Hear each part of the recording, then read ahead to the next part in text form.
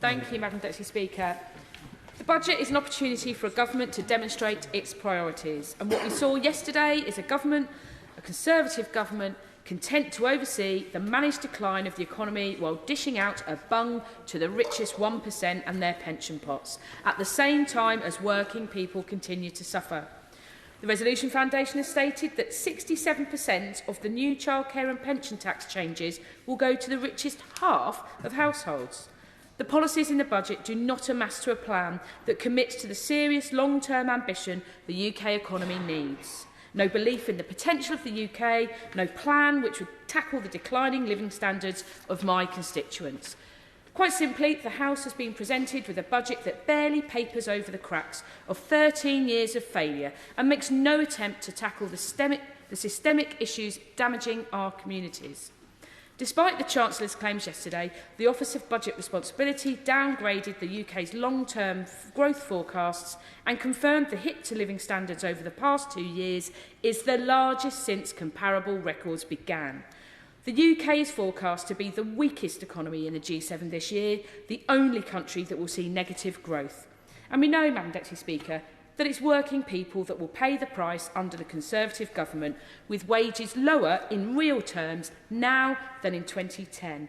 And that decline started with the Conservatives and the Liberal Democrats stripping our economy during the coalition years, which paved the way for the difficulties our communities now face. So this budget represented a huge opportunity to break from 13 years of stagnation and unlock Britain's potential, but an opportunity well and truly ignored. Because the question for me is, where do yesterday's announcements leave my Luton South constituents?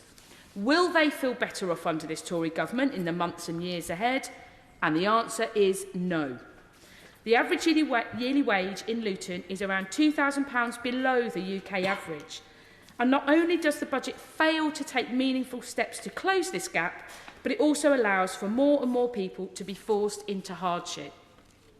And as the Resolution Foundation points out, the freeze to income tax thresholds since 22-23 means that typical households will be worse off by £1,100 by 2027 to 28, seeing their living standards continue to fall.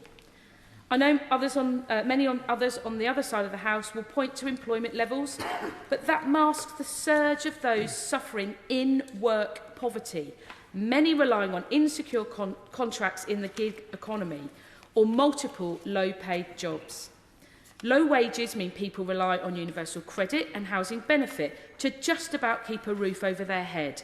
But that's increasingly not enough, as the government has frozen housing benefit for 3 years while rents are rising at their fastest rate in 16 years. Prosperous, thriving communities are not built on insecure, low-paid employment. Instead, pursuing decently paid and secure jobs with strong employment rights should be a key part of a government agenda that prioritises creating a fairer society and stronger economy. So what's in the budget for the hard-working people of Luton South? Nothing but a continued squeeze on their living standards. Instead of sticking plaster politics, we need an aspirational plan for the future.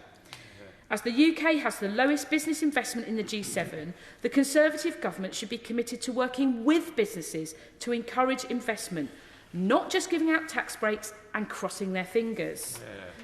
Indeed, the Institute for Fiscal Studies have criticised the government's lack of long-term certainty as ridiculous, and the Resolution Foundation said measures would not increase business investment.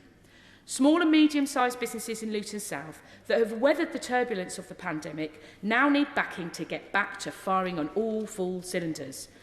But as the Federation of Small Businesses has said, yesterday's measures are almost as if the government thinks the small business community doesn't exist.